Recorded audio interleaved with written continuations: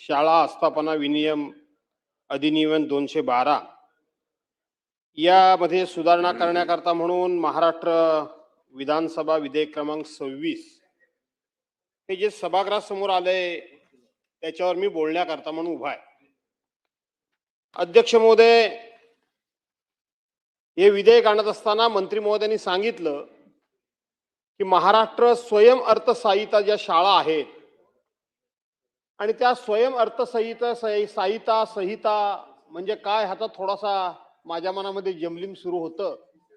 त्याच वेळेला चेअरवरून अध्यक्ष महोदयांनी त्याचा खुलासा करून टाकला की याच्याकरता सरकारकडून कुठल्याही प्रकारचा एकही पैसा न घेता ती संस्था स्वतःच्या अर्थसहाय्यावर, स्वतःच्या पैशावर, स्वतःच्या खर्चानं जे काही इन्फ्रास्ट्रक्चर आहे ते उभी करू इच्छिते आणि तिला आपण परवानगी द्यावी, एवढाच फक्त त्याच्या पाठीमागचा अर्थ आहे. असा आपण त्याच्यामध्ये इतकं खुलाशेवर नाही, परंतु आपण जे बोललात त्यातून मला अर्थबोध झाला, तो हा झाला.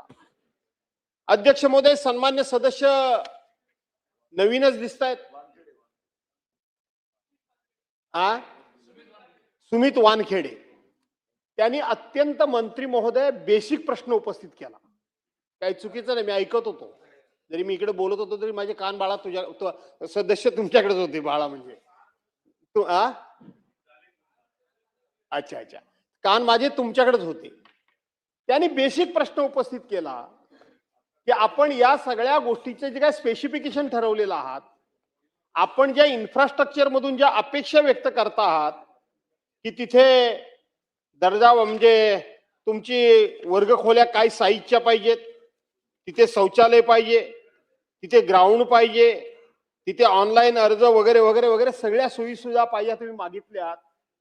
परंतु तुम्ही असं काही ठरवलेलं नाही सरकारनं की ज्या जुन्या एक्झिस्टिंग शाळा आहेत, ज्या अस्तित्वात असलेल्या शाळा आहेत, त्या शाळांच्या ऐवजी फक्त नवीन ठिकाणीच त्या आपण त्या ठिकाणी परवानगी देणार असा त्याचा अर्थ नाही.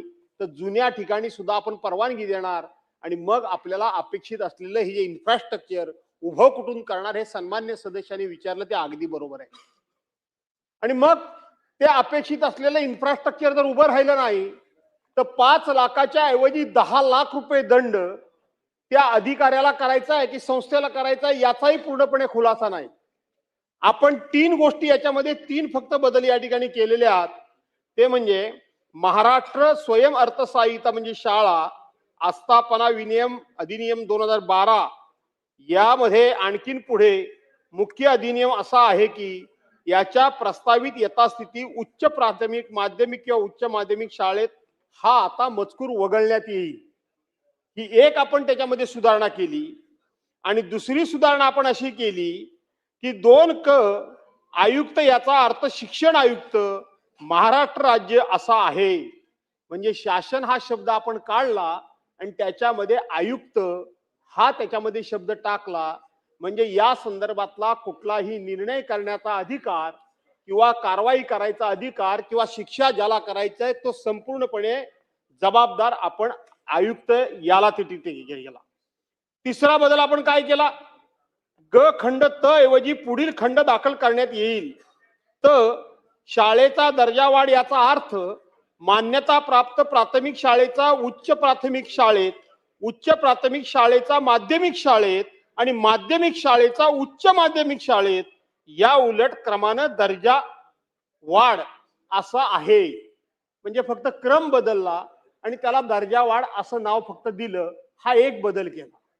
हा बदल केला आणि नंतर जो शेवटी बदल केलाय आपण तो माध्यमिक शाळेत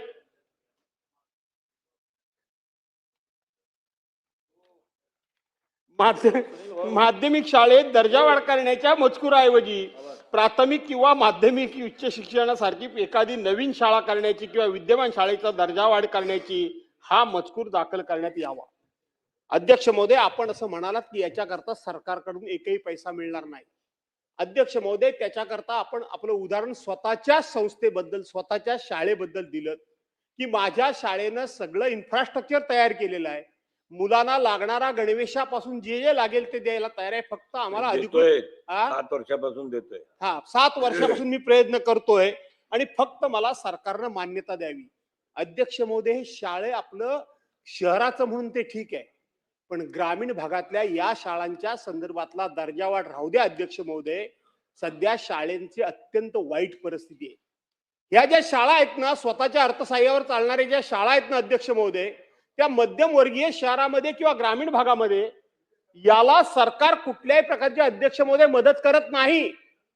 ज्या शासकीय शाळा आहेत, जिल्हा परिषद शाळा आहेत, शासकीय माध्यमिक शाळा आहेत, या माध्यमिक शाळांना केंद्र सरकारच्या खासदाराचा सुद्धा फंड वापरता येतो, आमदाराचा सुद्धा फंड वापरता येतो, जिल्हा परिषदेचा पण फंड वापरता येतो, डीपीसीचा सुद्धा फंड वापरता येतो, खाजगी वर्गणी सुद्धा घेता येते. परंतु ह्या ज्या स्वयंचलित शाळांनी, विशेष करून इंग्रजी शाळा आहेत अध्यक्ष महोदय, या इंग्रजी शाळेला एकही पैशाची मदत कुठूनही होत नाही. कुठूनही एक पैशाची मदत होत नाही, कोणीही मदत देत नाही. पण मंत्री महोदय, जे जे म्हणून सरकारी तुमचे नियम आहेत, जे जे म्हणून सरकारी तुमचे सगळे कार्य करणे गरजेचं आहे, ती सरकारी सगळी बंधनं मात्र त्या शाळांना लागू आहेत. संपूर्णपणे त्या शाळांना लागू आहेत बंधनं. त्यातलं एकही बंधन अनुदान नाही. म्हणून आपण त्या शाळांवर लादत नाही असं नाही, तर त्या शाळांच्यावर बंधन टाकलेली आहेत. का टाकली आपण? आपण हे सांगता की या शाळांना विद्यार्थ्यांकडून, पर्यायाने विद्यार्थ्यांच्या पालकांकडून आम्हाला फी घ्यायचा अधिकार त्या शाळेला आम्ही दिलाय, म्हणून आम्ही यांना मदत करत नाही, असं नाहीये. या सभागृहामध्ये फी किती घ्यावी, कुणी घ्यावी, कशी घ्यावी, किती जणांना मोफत त्या ठिकाणी शिक्षण द्यावं, देऊ नये, या संदर्भातलं सुद्धा सरकारच्याच गाईडलाईन्स या संस्थानांनी या शाळांना दादा लागू होतात. त्यामुळं या शाळा चालणं अत्यंत कठीण झालेलं आहे, अत्यंत कठीण झालेलं आहे.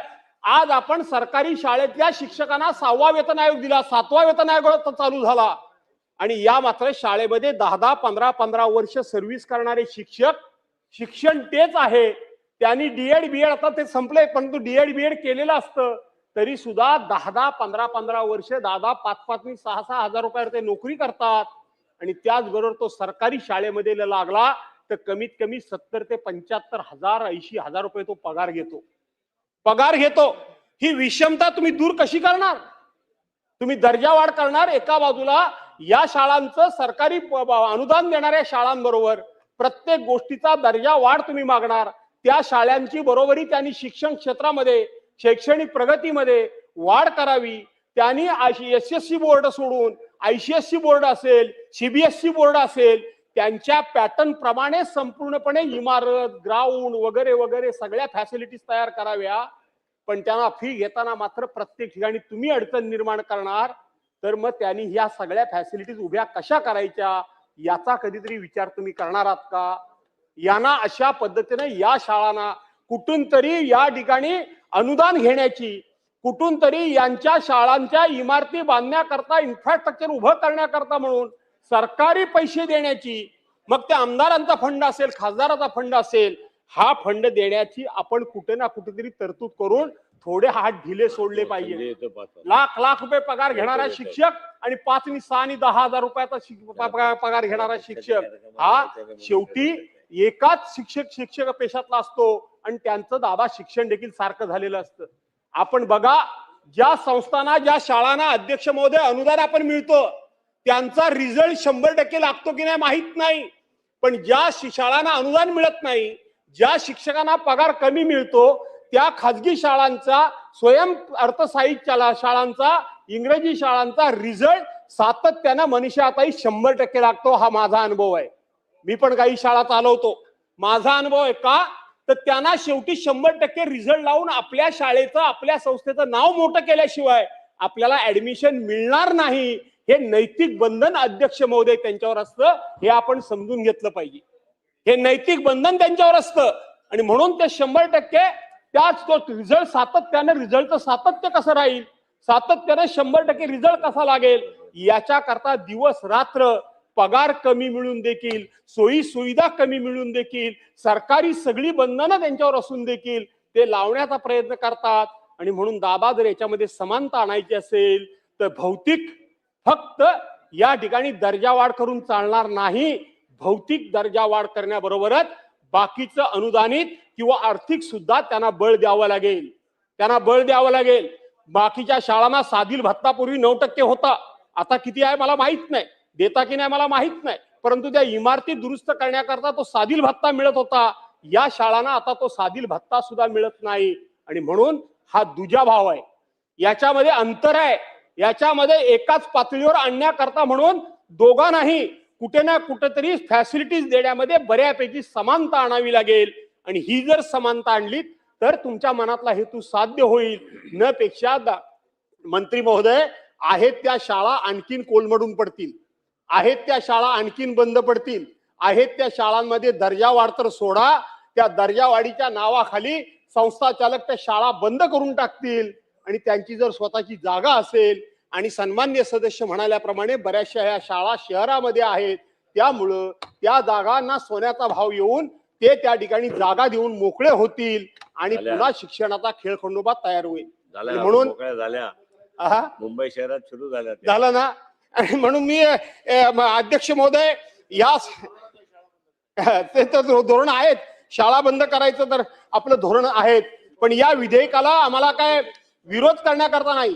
खर तर हे विधेयक आम्ही पूर्णपणे वाचलंच नव्हतं, नाना भाऊ उभे राहिले म्हणून तेवढ्यात आम्ही 2 मिनिटांमध्ये वाचलं आणि आमच्या लक्षात आलं की हे विधेयक जरी आपला हेतू चांगला असेल आणि कुणीतरी आपल्याला हे लिहून दिलं असेल, तरी मला असं वाटतं की याच्यावर तुम्हाला पुन्हा एकदा सखोल अभ्यास करावा लागेल. आम्हाला विरोध करायचं काही कारण नाही, आम्ही विरोधात जायचं त्याच्यामध्ये काही कारण नाही, यामध्ये आमचा कुठलाही राजकीय स्वार्थ नाही, फायदा नाही, काही नाही, काही नाही. परंतु मला असं वाटतं दादा की हे विधेयक आणत असताना केवळ मंजुरी सहजासहजी देणं एवढ्या पुरेसं मर्यादित नाही, तर त्या मंजुरीच्या नावाखाली अनेक प्रकारच्या बेड्या, ह्या नियमांच्या, कायद्याच्या आणि आर्थिक शिस्तीच्या बेड्या तुम्ही त्यांच्या हातापायामध्ये टाकणार आहात आणि ह्या संस्था तुम्ही अत्यंत अडचणीत आणणार आहेत, असं माझं स्वतःचं मत आहे. आणि म्हणून मी एवढंच फक्त सांगेन, 3च मुद्द्यावर मी या ठिकाणी बोललो, कारण याच्यामध्ये 3च मुद्दे या ठिकाणी या बिलामध्ये आहेत आणि म्हणून त्या बिलांच्या संदर्भातच मी या ठिकाणी बोललो. बाकीच्या शाळा बिळांची आता परिस्थिती काय तुम्हाला माहित आहे. आपण आता बघतोय की पटसंख्या कमीच झालेली आहे, दिवसागणिक पटसंख्या कमी होत आहेत, शाळा ग्रामीण भागातल्या बंद होत आहेत. महाराष्ट्र सरकारनं जवळजवळ 64,000 शाळा बंद करण्याचा निर्णय घेतलेलाच आहे. त्यातल्या टप्प्याटप्प्याने शाळा तुम्ही आता बंद करत आणलेल्याच आहात. प्रत्यक्षपणे कागदावर जरी तो पॅटर्न राबवलात नाही तरी सुद्धा आता शाळा बंद करणं, राईट टू एज्युकेशन हा प्रत्येकाचा अधिकार आहे, त्याच्यापासून आपण दूर तर जात नाही ना. याचा विचार आपण करा. आणि म्हणून हे विधेयक, याला विरोध काय, आम्ही संख्येनं कमी आहोत, परंतु मला असं वाटतं की पुन्हा कुठेतरी चर्चा करण्याची गरज आहे, याच्यावर सखोल असा अभ्यास करण्याची गरज आहे आणि तो अभ्यास करा आणि त्याच्यामध्ये जर काही बदल सुचवायचे असतील तर सुचवतो. एवढंच मी या ठिकाणी नमूद करतो. अध्यक्ष महोदय, आपण मला बोलायला संधी दिली, धन्यवाद. सर्व सन्मान्य सदस्यांना बिल वरती कोणालाही